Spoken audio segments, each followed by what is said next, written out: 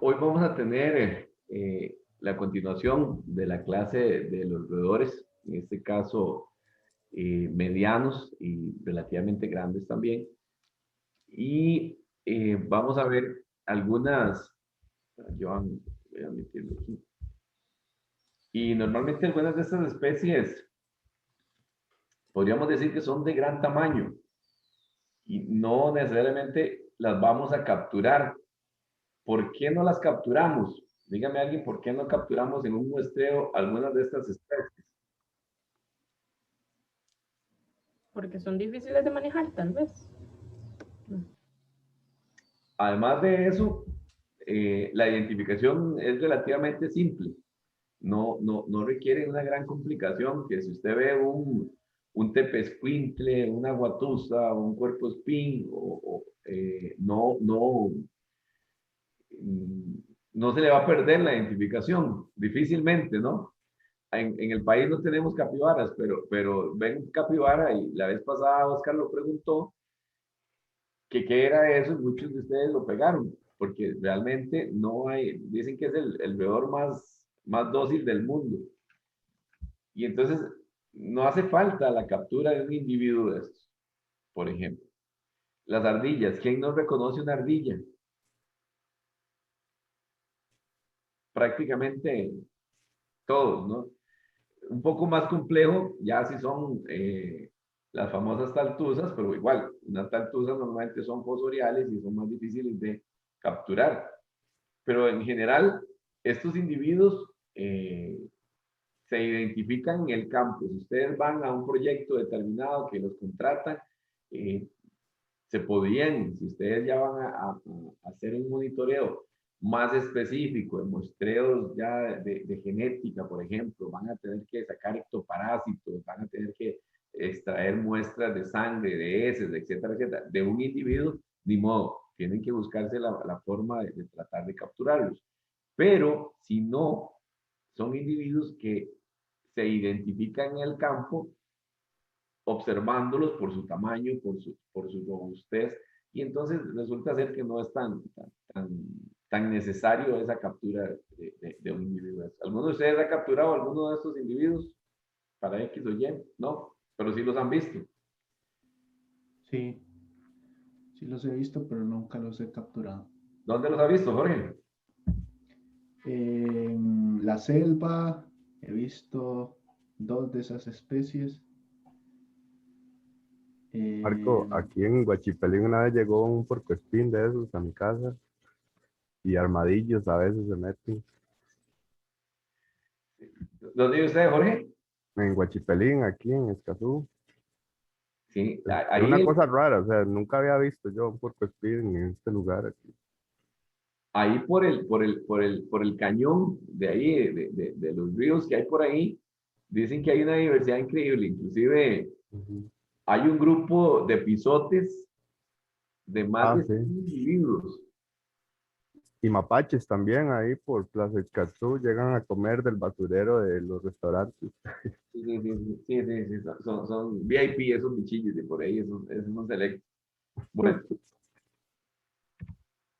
entonces, hoy prácticamente tenemos el muestreo para roedores medianos con las trampas Tomahawk y las cámaras trampa. Y después una reseña pequeña sobre los moldes que se podrían estar utilizando para la obtención de las huellas y así también inclusive la preservación de algunos ejemplares. Entonces nosotros a nivel de lo más tradicional, uy, pasó, lo más común, ¿verdad? Que podríamos estar familiarizándonos con lo que ustedes podrían encontrarse realmente en un espacio que se va a mostrar respectivamente. Bueno, obviamente la familia Cioridi, ¿verdad? Que casi la mayoría de ustedes lo reconocen a simple vista, como son todo lo que son las ardillillas, las famosas chisas. ¿Saben por qué les dicen chisas? Ni No, y siquiera es sabía. primera vez que lo escucho. Eso iba a decir yo. Primera vez que lo escuchan. Sí, nunca lo Yo había sí había escuchado. escuchado chido, pero no sé de dónde viene. Cuando es como animal como espinoso por la cola. normalmente la ponen sobre la cola, ¿verdad? Y la colilla toda se expande, ¿verdad? Y entonces por eso les dicen las famosas chisas o individuo despeinado. Por ahí anda. Ok, tenemos la familia Heteromíderes y Múridos, ¿verdad? Donde vienen ratas y ratones, que hay una gran variedad ahí. Es una de las familias más complejas para la identificación. Ahí sí se requiere la experiencia de alguien especialista en mastozoología, y entonces es como el grupito así como más de cuidado, ¿verdad?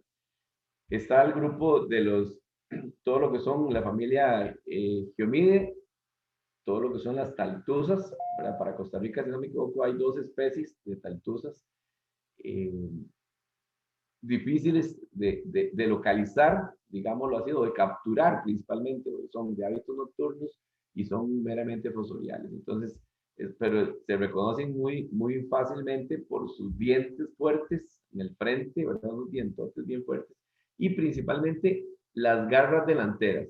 Tienen unas garras, pero de verdad estructuradas principalmente para la apertura de huecos bajo tierra. Luego nos venimos con las eritisóntides, que son meramente el puercoespín o cuerpoespín. Ambos términos vulgares son aceptados, ¿verdad? Y entonces, sí, ese animalito que tiene normalmente una serie de estructuras sobre el cuerpo punzantes, y que normalmente cuando se les agarra o se les tiene presionado el cuerpo, prácticamente se pegan al tejido o al área donde lo han agarrado. No sé si han visto en algunas ocasiones perros que salen con toda la carilla llena de espinas, porque se les tiraron, agarraron un animalillo de estos, ¿verdad? Entonces terminan con un montón de espinas en el rostro, inclusive en hospitales veterinarios para la extracción de espinillas debajo de la lengua, en los párpados, en los ojos, en todo lado terminan, ¿verdad? Entonces es un animalito de cuidado. Inclusive aquí hay una especie exótica que lamentablemente comercializan en las tiendas de mascotas y ese tipo de cosillas. Y los 2 grupos más ya de roedores más grandes que tenemos, ¿verdad? Las cipróptides o las famosas guatusas, cherengas también les llaman, ¿verdad? Que son, entonces, ahora que Jorge comentaba que les ha visto ahí por la selva, son relativamente dóciles, no son como tan chúcaras o como tan, ¿verdad, Jorge? Son como tranquilas, ellas andan en su Son patín, ¿verdad? muy tranquilas. De hecho, bueno, me parece que también en El Salvador es así. Son de zonas perturbadas, o sea, se han acoplado muchísimo a las zonas perturbadas, entonces como que eso les ayuda a ser tranquilitas. Sí, sí, sí, sí. Yo las he visto en Cahuita, bueno, ahí por Cahuita, y están en la casa de un amigo de mi mamá, y se escuchan donde se pelean, y yo digo, como, o sea, esos gritos que se pegan, no se ven tan tranquilitas después de todo. Yo no sé si será por la zona o algo. Bueno, Pero habría que sí, ver, Carlos. Podría ser un asunto un territorial. show. Habría que ver qué está asociándose a esa conducta. Pero normalmente son depredadas por su fácil captura. Bueno, yo cuestiono lo fácil, la palabra fácil. Pero si uno se pone a perseguir una guatusa, vieras que se mueven como en círculo. Se mueven como en círculo, no tienden a huir. Tienen como un espacio muy limitado para moverse, a pesar de que puedan tener un gran espacio. Pero entonces uno se pone a seguirlas y empiezan a como girar, como en círculos pequeños, para tratar de despistar a su posible depredador. Lamentablemente, si tenés un perro que anda cazando, es víctima segura una guatusa por su forma de moverse o desplazarse, ¿no? Es como un venado que puede correr en línea recta a bastante distancia, sino que las guatuzas como que se mueven en círculo, es lo que por lo menos la mayoría de veces hemos visto y se ha descrito como ese movimiento de ellas en un área específica. Y el tepezcuintle, el ahuitipaca, ¿verdad? El goatidí, también es muy frecuente verlos en algunas áreas, no así su permanencia ni su captura. Son apetecidos. Realmente estos dos últimos, de hecho los dejé ahí particularmente para tocarlos un poco, porque son apetecidos por su carne. No sé si alguno lamentablemente ha probado alguna carne de estas. No, no he tenido la dicha, pero dicen que el tepezcuintle es riquísimo. Sí, muy rico. Sí, vamos a ver. Eh, te lo estoy hablándole de hace unos 15, 16, 17 años, eh, dentro de un proyecto que se hizo conjuntamente con el MINAE para el sector de limón, que se quería un cultivo principalmente de tepezcuintle, ¿verdad?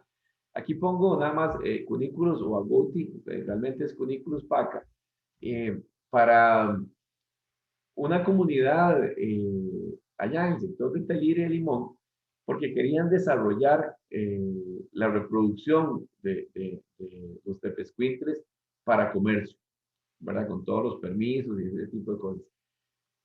Con un detalle,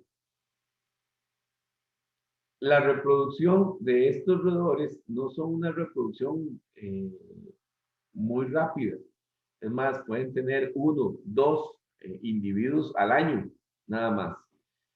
Y entonces, imagínense que usted monta un proyecto de estos en donde hay una reproducción de 1, 2 individuos al año,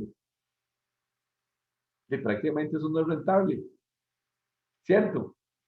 Muy difícil. Que fue un detalle que a las personas se les escapó cuando propusieron un proyecto de estos. Entonces, ¿qué termina pasando? Hay una frustración del desarrollador del proyecto, hay una desmotivación para continuar con los proyectos y entonces al final terminan sacrificando los tepezcuintles para aprovecharlos a nivel de carne. Y lamentablemente eso fue lo que pasó. No, no hubo un buen planeamiento, desarrollo de esta especie como tal. Y entonces, fue un fracaso. Fue un fracaso. Entonces, si el día de mañana ustedes piensan desarrollar algún proyecto para comercializar especies de vida silvestre y sacan los permisos y todo a derecho, tienen que saber muy bien el comportamiento y su tasa de reproducción respectiva. No tienen cuilos ahí, ni tienen hámster o ratas o ratones para reproducirse. Ustedes saben que ustedes se compran una parejilla de ratones y en un par de meses tienen montones de ratoncillos ahí para comercializar, ¿verdad? Marco, pregunta, ¿eso lo estaban tratando de tramitar como un criadero de subsistencia o como uno de fines comerciales? Bueno, en ese entonces estaba como criadero con fines comerciales, porque la idea era comercializar la carne. Pero imagínense, de obtener 2 individuos al año, el crecimiento es lentísimo por ese lado, ¿verdad? Y entonces, ¿cuánto podés vender al año de carne de un animal de estos? Pero esos 2 al año era con cuántas parejas reproductoras o De una cómo. pareja. Una Ah, pareja. sí, No, es la que pareja así, no, reproductora, o sea, Digamos, para el inicio, eso es para tener uno al fin de año para Navidad o algo así, pero si se quisiera, más o menos elegir. ajá, si se quisiera hacer algo de verdad y se puede hacer con más de, o sea, a mí me extraña que aquí no se haya desarrollado ningún proyecto de ese tipo que se dedique a vender carne de tepezcuintle, digamos. Sí, lastimosamente ese proyecto se trató de hacer, recuerdo ahí en alguna forma, estuve involucrado analizando las capturas de los individuos, el mantenimiento y ese tipo de cosas, pero lamentablemente las familias involucradas se desmotivaron de que había que cuidar mucho los animales para lo que se obtenía, ¿verdad? Sí. Y entonces no funcionó. Y después vean que es un animalillo como medio tierno, medio bonito. Entonces, mira, voy a comerme a mis críos, ¿no? Acuérdate que el ser humano tiene ciertos sentimientos para algunos animales. Y entonces, posiblemente consumimos carne de cerdo o de res o de otras especies, pero nosotros no los cultivamos. Solo compramos el trozo de carne y listo. Pero si ustedes son los desarrolladores de un proyecto de estos y de ahí tienen que sacrificar a X o Y, yo creo que hay sentimientos involucrados, ¿no? Carmen se ríe, pero yo creo que es cierto. Es que me río porque, fijo, les ponen nombres, entonces digo yo, sacrificar Claro. a Juancito o algo así. Hoy le toca la muerte de Juancito, ¿no? Entonces se vuelve como un sentimiento ahí, ¿verdad? De por medio. Marco, Sí. en un inicio recuerdo que como a finales de los 90, inicios del año 2000, bueno, de esa década, surgieron las primeras iniciativas de socriaderos de subsistencia de agutipaca, ¿no? Uh-huh. Recuerdo que era ya creo que en comunidades bribri, algunas comunidades indígenas de Costa Rica, pero como vos decís, fueron un fracaso y lo que pasaba es que de ahí la gente no tenía paciencia, ¿no? La familia no tenía paciencia y terminaban, el gobierno les daba los pies de cría, digamos, conseguía los pies de cría, una pareja, máximo 2 parejas, pero de ahí la velocidad de reproducción no era lo suficientemente rápida como ellos querían y terminaban comiéndose los padrotes, ¿no? Ahí se quedaban sin bichos. Entonces, en gran parte por eso fue un fracaso. Ellos creían que era como ratas, ¿no? Se reproducían rápido y ya en un mes estaban de comer, pero no. Entonces, pasó eso. Ok. Recuerden que la captura de estos individuos, como lo decía anteriormente, no es tan fácil, pero no hace falta tampoco capturarlos. Pero eventualmente las trampas Tomahawk son las que se podrían estar utilizando. Nunca he capturado individuos de estos con un rifle para dormir y con dardos. Podría ser, no sé, me pongo a dar vuelta. La vez pasada estuvimos capturando un mapache para quitarle el radiocollar y se le disparó el dardillo y corrimos detrás de ese animalillo como por lo menos 300 metros, que fue meramente por pericia de los que andábamos ahí para tratar de ubicarlo, pero si no se nos hubiese perdido el animalillo dormido y no hubiésemos sabido dónde quedó. Entonces, habría que ver cómo se comportarían tanto un aguatuso como un temescuintle con un dardo sedador y ver cuánto se podría estar desplazando después de que empiece a hacer efecto la droga en el animal. Prueba y error. Yo me atrevería a decir que habría que valorarlo, si valdrá la pena utilizar algún tipo de sedante para dormirlos, para la captura y análisis de estudios, o utilizar trampas. Me inclinaría más por trampas. La verdad es que sí. ¿Ustedes qué opinan? ¿Qué usarían? Pues yo creo que las trampas, porque es algo un poco más pasivo, creo. Los rifles de ahí los asusta, entonces provoca un estrés más grande en el animal, puede ser, no sé, depende del tiempo que pasen en la jaula también. Marco, yo creo Miras, que los dardos tienen una ventaja que si uno quiere capturar un individuo específico por alguna anomalía de coloración o algo así, una trampa no va a capturar el que uno quiere, sino el que caiga. En cambio, si usted quiere atrapar un congo que tiene un parche de otro color, como lo que ustedes tienen ahorita, o un organismo en específico, es muy útil poderlo seleccionar y capturar, ¿verdad? Sí, sí, sí, totalmente. De acuerdo, porque el asunto es de eso. Uno pone una trampa para agarrar X individuo y puede que no agarre ese individuo, ni siquiera la misma especie de interés, ¿verdad? Aquí ha pasado que se tratan de capturar mapaches, por ejemplo, de cuando se llega al día siguiente a una jaula y hay un gato, por ejemplo, ¿verdad? Un gato silvestre, doméstico. Y entonces uno dice, sí, no cayó, ¿verdad? O igual, estás tratando de capturar un tepezcuintle y cayó un mapache. Y entonces, esa es una de las, de esos juegos, de sí, queremos este individuo en específico, y entonces dice, vamos por este individuo en específico, ¿verdad? El que no ese punto de vista no nos lo permite la trampa. Uno coloca la trampa esperando que caiga el animal que uno tiene interés. Y puede ser que no, ¿verdad? Puede ser que no caiga ese individuo, ¿verdad?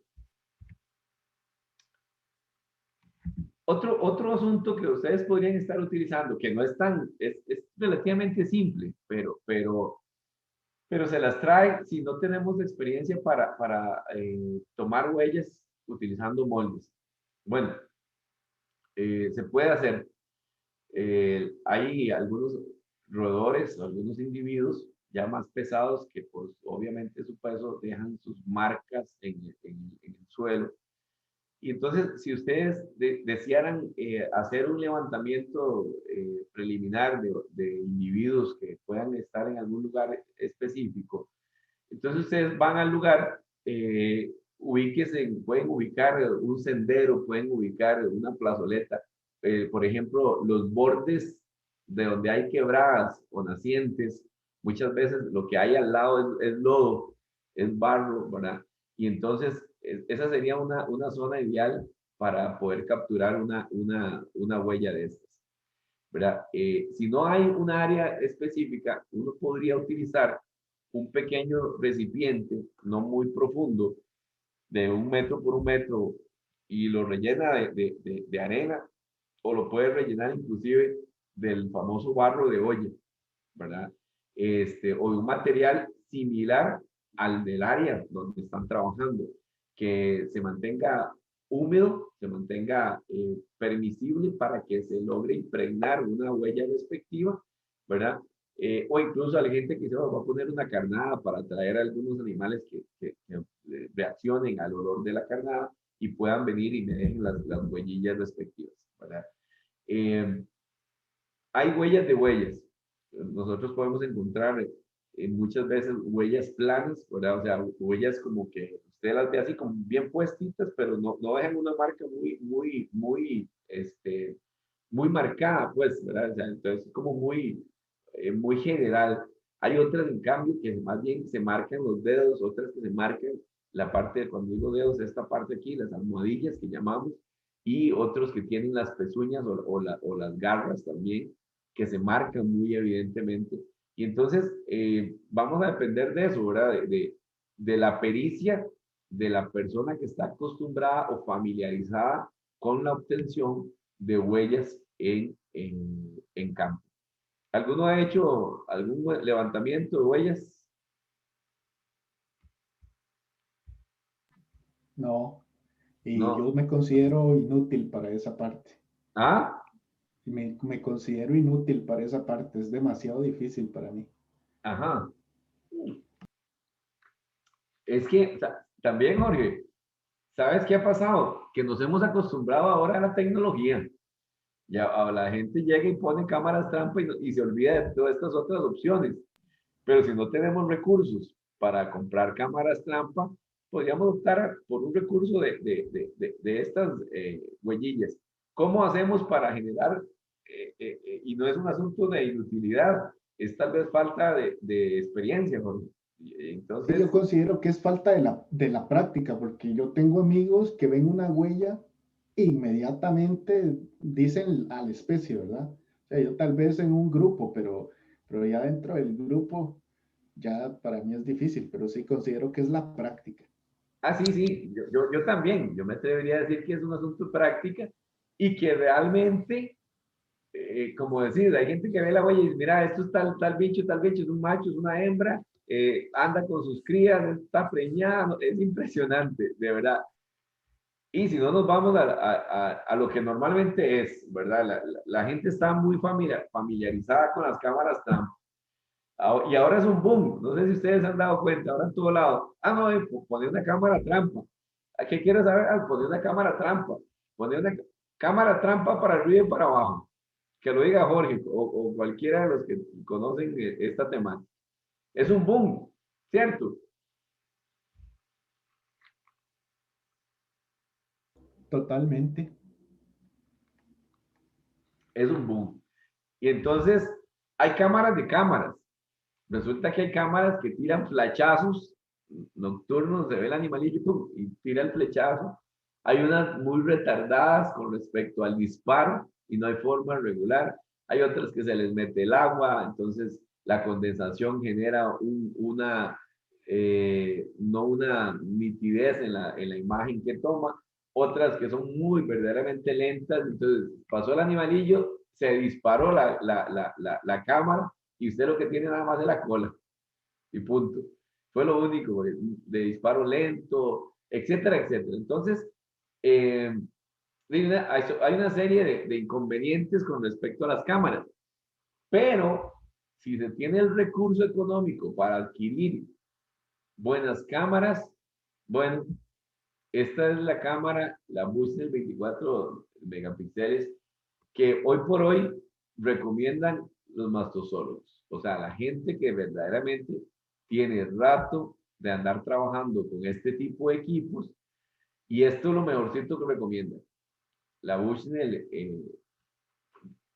de, de 24 megapíxeles con un único sensor, no tienen brillo para la captación, tienen LEDs infrarrojos para la toma de individuos nocturnos y es muy de fácil uso, hoy por hoy es lo que recomiendan. Pero es lo que recomiendan, pero vamos a lo mismo. Vean el precio. Tenemos un precio de $239. Estamos hablando de qué? ¿Cuántos son? Más de 100,000 colones una cámara de estas. Y si usted necesita 10 cámaras de estas, perdón, prácticamente hay que tener capital, ¿verdad? Hay que tener el capital.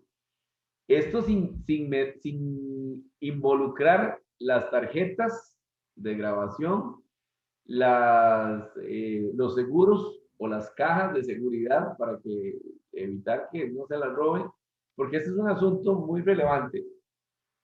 En todo documento escrito que hay asociado a cámaras trampa, la recomendación está: evite que se roben las trampas.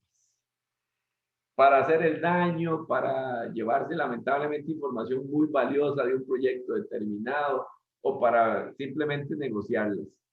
Pero en todos los artículos que usted puede encontrarse, recomiendan un sistema de seguridad para que no se roben las cámaras. Sí, lamentablemente. Y en otros dice, se evitó colocar cámaras en X lugares para evitar el robo de cámaras o porque era más vulnerable a robo de cámaras. Y a veces se crean vacíos en los estudios porque no se colocan cámaras en ciertos lugares. Sí, sí, sí, sí, no, es complejo el asunto del robo de cámaras. Imagínense, te roban una cámara, estas se están llevando 100,000 pesos, ¿verdad? Así, a lo simple, para irla a vender en cualquier cantidad de dinero ahí. Entonces, viene, ahí es importante, ¿no? Si usted está en un lugar de confianza, que hay una reserva, que hay guardas, etcétera, etcétera, usted perfectamente puede utilizar fijaciones de tela, ¿verdad? No hay problema.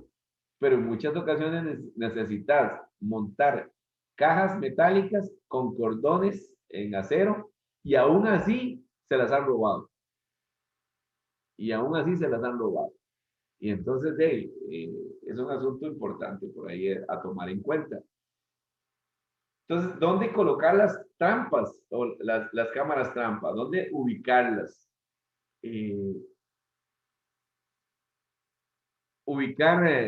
Por ejemplo, los senderos en los bosques son utilizados por muchas especies de animales. Lo contrario a lo que la gente creerá, que dice, no, es que aquí pasa gente, entonces no pasan animales. Mentira. O sea, muchos animales utilizan los senderos que nosotros mismos en algún momento construimos y entonces ellos lo utilizan. Donde hay zonas de agua, por ejemplo, fuentes de agua, es un punto importantísimo para la colocación de trampas, de cámaras trampas. Y en fin, hay rastros de animales que hacen en las montañas y ya pueden evidenciarse, por ejemplo, lugares donde uno podría eventualmente colocar las cámaras trampa. Curiosamente, recomiendan no colocarlas a una altura similar a la altura de las personas, más o menos 1,5 metros, 1,70 metros, 1,80. Dicen que eso es el punto más fácil para observar una cámara trampa con gente que anda caminando. Y posiblemente sí, andamos con nuestro ángulo, ¿verdad? Aquí, de todo lo que veo, mira, aquí hay una cámara. Entonces es muy evidente esa altura. Pero entonces va a depender de qué es lo que necesitamos verdaderamente monitorear. Recomiendan desde 50 a 80 centímetros a ras del suelo para tomar una buena imagen de diferentes organismos o animales que puedan aparecer. En el caso de roedores, no es tan fácil capturar roedores con cámaras trampa. Normalmente uno podría estar utilizando cámaras trampa para tratar de capturar individuos de mediano a buen tamaño, ¿verdad? Algunas cámaras tienen la posibilidad de regular el ángulo de fijación de imagen, ¿verdad? Entonces, ahí, si la cámara es buena, puedes hacerlo desde la cámara. Hay otras cámaras más económicas que no les permiten esa valoración del ángulo, entonces usted tiene que ver cuál sería la mejor imagen, hacer algunas pruebas para ver cuál es el registro de disparo que hace esa cámara con respecto a un paso X o determinado de un sendero o un paso de animales para que la foto verdaderamente salga registrada como debe ser.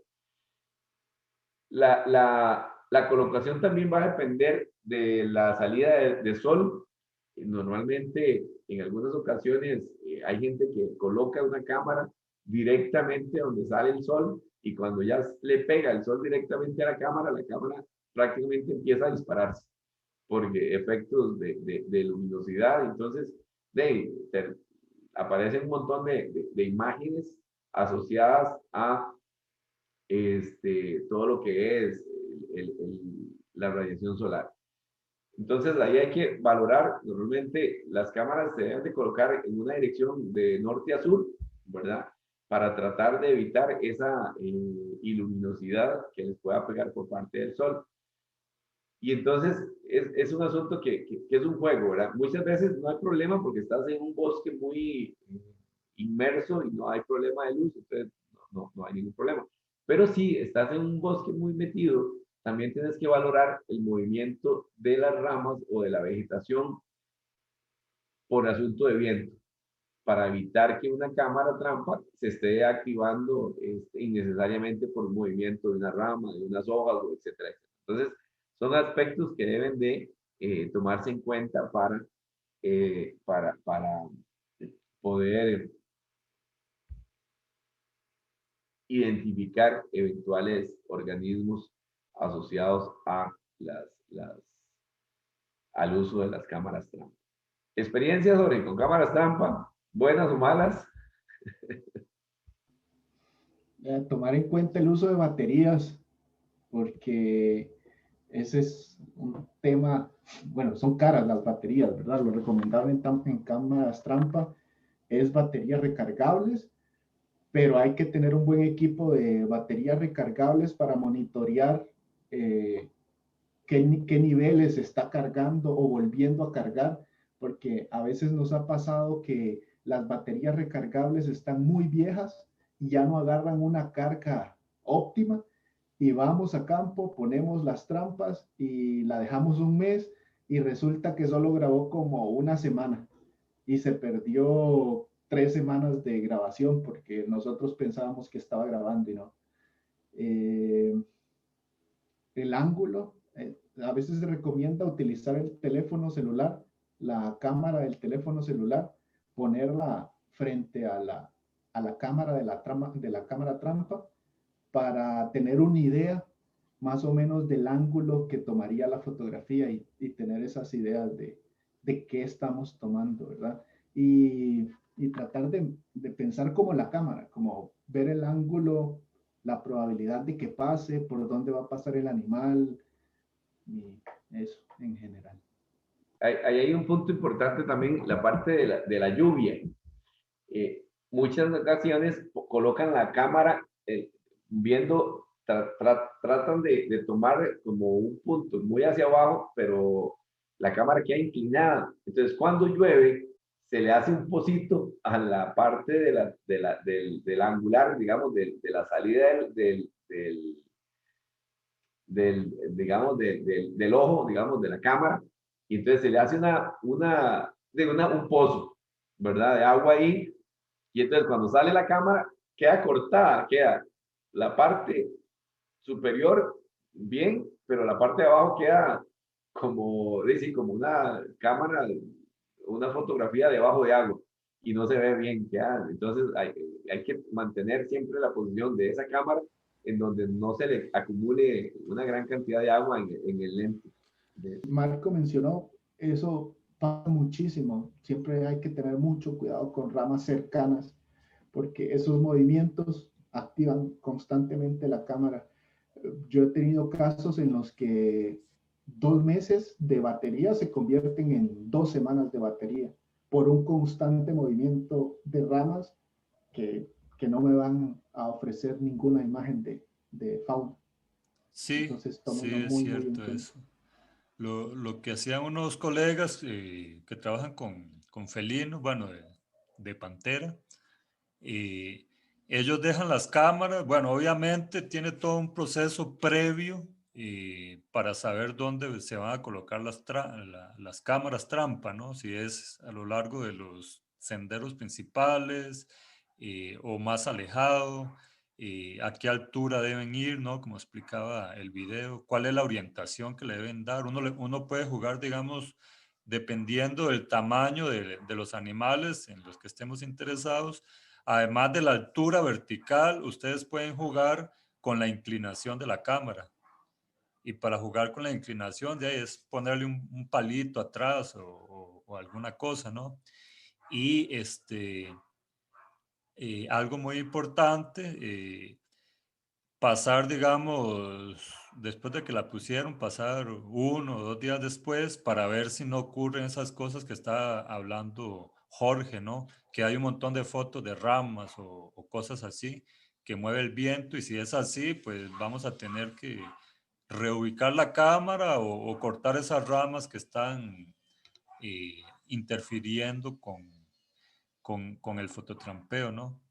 De otra forma, pues de ahí la batería se va a acabar muy rápido y no vamos a poder hacer las fotocapturas que queríamos hacer.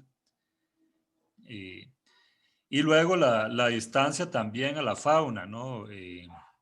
Entonces, si tenemos ya claramente establecidos los senderos por donde pasan los animales en los que estamos interesados, la guatusa, los tepezcuintles, eso es relativamente fácil de determinar porque uno ve las huellas, ve los pisoteos. Entonces, jugar con estas distancias. Si entre más pequeños sean los animales, obviamente vamos a tener que poner las cámaras un poco más próximas, no a 5 metros, porque hay una cherenga que va pasando ahí, vamos a verla diminuta, ¿no? Entonces, aproximarla un poco más. A veces no hay árboles, ¿no? Lo suficientemente cercanos al punto donde estimamos que van a pasar los animales. Entonces, de ahí le ponemos una estaca ahí o alguna cosa así. El gran problema, ¿no? Es de que las cámaras se las roban. Entonces, eso de poner estaca funciona en áreas privadas que están muy seguras, digamos, vigiladas, que son muy pocas áreas que tienen esa seguridad, digamos, guardas forestales que las estén cuidando o los mismos propietarios. Esos son casos raros. Entonces, por eso casi siempre las ponemos lo más camufladas posible para que no, para que no se las levanten, ¿no? Entonces, es un problema feo que hay y a veces eso afecta la calidad de los datos, pero de ahí es nuestra realidad, ¿no? Y entonces de ahí nos vemos obligados a hacer eso, ¿no? A veces no es la posición más apropiada, sino la posición más segura para que no se roben las cámaras. No queda de otra. Yo ya me jalé varias tortas allá en la Lacandona, me robaron 3 cámaras que no eran ni mías, le estaba ayudando a unos colegas ahí que estaban estudiando la densidad de tepezcuintles y felinos, y bueno, las coloqué más cerca de lo que debía del sendero, digamos, y bueno, ya a la siguiente semana ya no había nada. Se robaron 3, ahí fueron como una pérdida de $300. He sabido de casos que hasta los árboles cortan para llevarse las cámaras trampa. Sí, pero esa gente tiene buen ojo, ¿sabe? Porque estaban bien camufladas, tenían hojas y toda la cosa, y de ahí deben ser cazadores o algo así, que tienen un ojo este, muy fino para ver ese tipo de detalles. Y entonces, de ahí, eso se los digo porque una cosa es la teoría y otra la práctica, ¿no? En la práctica ustedes van a ver que a veces no es posible colocar la cámara como uno quisiera. Hay que colocarla como tomando siempre en consideración el riesgo de robo.